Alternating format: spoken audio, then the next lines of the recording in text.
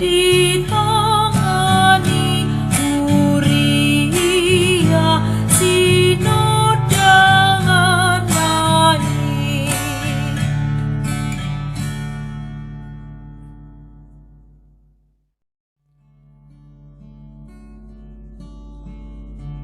Kasih karunia dan damai sejahtera dari Allah Bapa kita dan dari Tuhan Yesus Kristus menyertai kamu.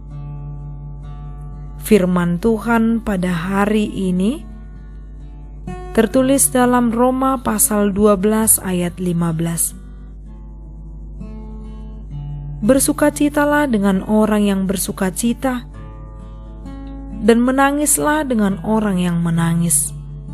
Demikian firman Tuhan. Ikut merasakan apa yang dirasakan orang lain. Saudara-saudari yang terkasih, tentu saja di sekitar kita bertemu dengan orang-orang yang mengalami kesulitan hidup, orang-orang yang membutuhkan pertolongan. Bukan saja orang-orang yang demikian yang kita temui, kita juga menemui orang-orang yang tengah bersukacita. Namun apa yang harus kita lakukan saat bertemu dengan orang yang membutuhkan pertolongan atau mengalami kesulitan, sedang bersedih, dan juga dengan orang-orang yang sedang bersukacita?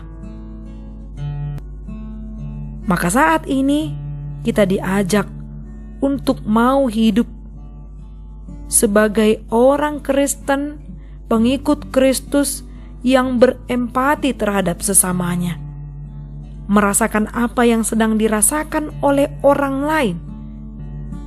Hal itu sangatlah mendukung dan memberikan peranan penting untuk hidup kebersamaan bagi sesama. Empati adalah buah dari kecerdasan emosional atau ketajaman perasaan dari hati yang terdalam. Empati juga dapat dimaknai dengan keadaan mental yang membuat seseorang merasa atau mengidentifikasi dirinya dalam keadaan perasaan atau pikiran yang sama dengan orang atau kelompok lain. Memposisikan dirinya seolah-olah kita sendiri yang tengah mengalami kesulitan, atau sebagai posisi orang yang sedang bersukacita. Merasakan apa yang dirasakan orang lain merupakan hal yang disuarakan oleh Rasul Paulus dalam nas ini. Merasakan apa yang dirasakan oleh orang lain, baik itu suka maupun duka.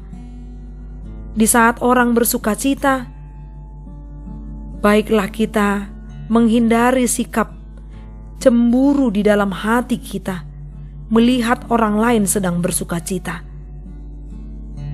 Alangkah baiknya kita ikut mendukung sukacita mereka dengan tetap mendoakan dan saling mendukung satu sama lain.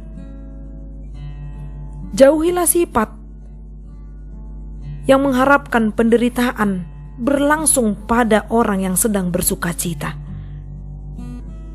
Selain dari bersukacita dengan orang yang bersukacita, kalau kita sudah dapat hidup seperasaan, ternyata itulah kekuatan untuk membangun kebersamaan di sekitar kita.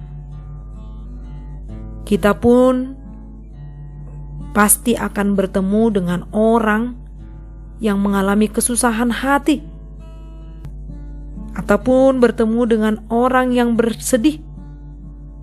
Apakah yang harus kita lakukan? Rasul Paulus mengingatkan agar hati kita tergerak untuk mau saling mendoakan dan saling menolong. Sebab empati itu tidak hanya ditujukan kepada sahabat maupun keluarga kita, tidak hanya ditujukan kepada orang yang telah menolong kita, melainkan kepada semua orang, bahkan orang yang tidak kita kenal. Dengan tegas, Rasul Paulus mengatakan, menangislah dengan orang yang menangis.